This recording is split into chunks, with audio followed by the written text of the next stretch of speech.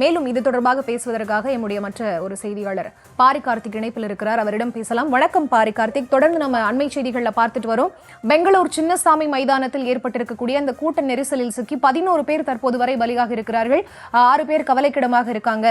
50க்கும் மேற்பட்டவர்கள் காயம் ஏற்பட்டிருக்கு அப்படின்னு சொல்லியிருக்காங்க. என்ன நிலவரம் தற்போது பாரி கார்த்திக்?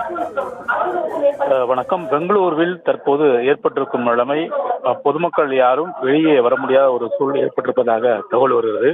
குறிப்பாக 18 வருடங்கள் கழித்து இந்த IPL கோப்பையை வெற்றி பெற்ற பிறகு அது மிகப்பெரிய கொண்டாட்டமாக மாறப்பட்ட நிலையில் போதுமான ஏற்பாடுகள் செய்யப்படவில்லை. குறிப்பாக பெங்களூரு அணியை சேர்ந்தவர்கள் ஊர்வலமாக வந்து சின்னசாமி ஸ்டேடியம் வரைக்கும் வருவதற்காக அது ஏற்பாடுகள் செய்யப்பட்டிருந்த நிலையில் எதிர்பார்த்ததை விட அதிகமான ரசிகர்கள் தற்போது அங்கு கூடியிருப்பதன் காரணமாக இவ்வளவு பெரிய கூட்ட நெரிசல் ஏற்பட்டு அதில் 11 பேர் தற்போது கவலைக்கிடமாக எழுந்திருப்பது வேதனைக்குரிய விஷயமாக இருக்கிறது. குறிப்பாக மாநில அரசின் சார்பில் பல்வேறு நடவடிக்கைகள் எடுக்கப்பட்டுள்ளதாக துணை முதலமைச்சர் சிவகுமார் அவர்கள் கூட கூறும் பொழுது இது தொடர்பாக பேசினார். பல்வேறு நடவடிக்கைகள் நாங்கள் எடுத்திருக்கிறோம். பொதுமக்கள் அதிக அளவில் நாங்கள் எதிர்பார்க்கதை விட அதிக அளவில் கூடியிருப்பதாக தற்போது தெரிவித்தார். இருந்தாலும் மிகுந்த ஒரு சோகமான ஒரு சம்பவமாக தற்போது பெங்களூர் காட்சியளித்துக் கொண்டிருக்கிறது. குறிப்பாக நாம் பார்க்கக்கூடிய இந்த ரசிகர் பட்டார் என்பது எதிர்பாராத விடமாக அதிக அளவில் திரண்டிருக்கிறார்கள்.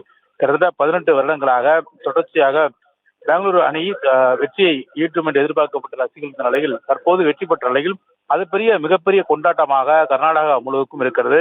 இந்தியா முழுமைக்கும் அந்த பல ரசிகர்கள் தற்போது அங்கு கலந்து கொண்டிருப்பார்கள் என்று எதிர்பார்க்கப்படுகிறது.